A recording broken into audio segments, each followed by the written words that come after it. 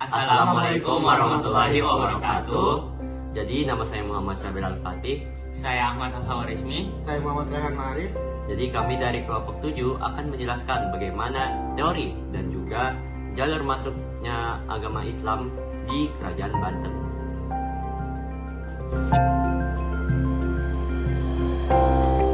Kita mulai dari sejarah singkat Kerajaan Banten.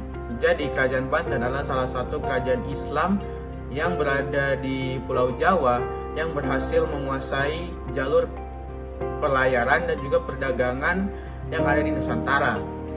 Salah satu faktor kemajuan Kerajaan Banten tersebut diakibatkan oleh faktor letak geografis Kerajaan Banten yang strategis, di mana letak geografis Kerajaan Banten tersebut berada di bagian barat Pulau Jawa atau biasa disebut sebagai Tanah Sunda, dan ibu kota Kerajaan Banten bernama Surosowo.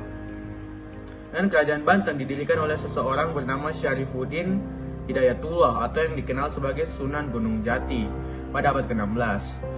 Nah, puncak kejayaan dari Kerajaan Banten terjadi ketika dipimpin oleh seorang bernama Sultan Agung Tirtayasa pada tahun 1631 sampai dengan 1692. Dan pada saat itu Kerajaan Banten tidak hanya dijadikan sebagai tempat penyebaran agama Islam, tetapi juga dijadikan sebagai pelabuhan yang mana sebagai tempat perdagangan internasional yang terkenal.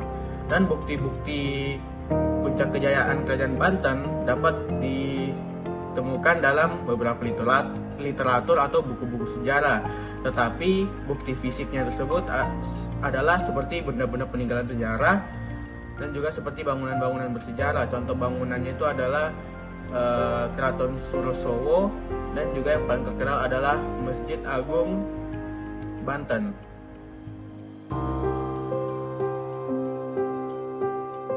Teori Gujarat merupakan teori masuknya agama dan kebudayaan Islam menuju Nusantara yang dibawakan oleh para pedagang Gujarat. Pada abad ke-7 Masehi, banyak sekali orang Arab yang menetap di Gujarat, di India bagian barat. Mereka menetap di sana, namun mereka bukanlah kelompok yang menyebarkan agama Islam di Nusantara, melainkan para pedagang itulah yang menuju Nusantara. Teori ini dibuktikan adanya jalur perdagangan menuju daerah Banten. Nah, maka dari itu, pada saat kekuasaan Sultan Ageng Tirtayasa pada tahun 1651 sampai 1683 Masehi, kemajuan ekonomi pada saat itu sangat pesat karena Sultan Ageng Tirtayasa membuka lahan-lahan sawah baru dan juga meningkatkan sistem irigasi sehingga meningkatkan taraf ataupun keuntungan karena bahan baku produksi meningkat pesat sebab adanya pembukaan lahan sawah baru yang cukup untuk ditanami tanaman. Nah, selain teori Gujarat, ada pun teori lain yang menyatakan bahwa masuknya Islam ke Nusantara ini disebabkan melalui jalur perdagangan, yaitu teori Persia. Nah, apa itu teori Persia? Jadi, teori Persia ini menyatakan bahwa orang-orang dari kerajaan Persia datang berdagang ke Nusantara. Nah, di perdagangan itu juga orang-orang Persia itu menyebarluaskan agama Islam. Mengapa teori ini bisa cocok untuk masuknya Islam ke Kerajaan Banten? Mengapa begitu?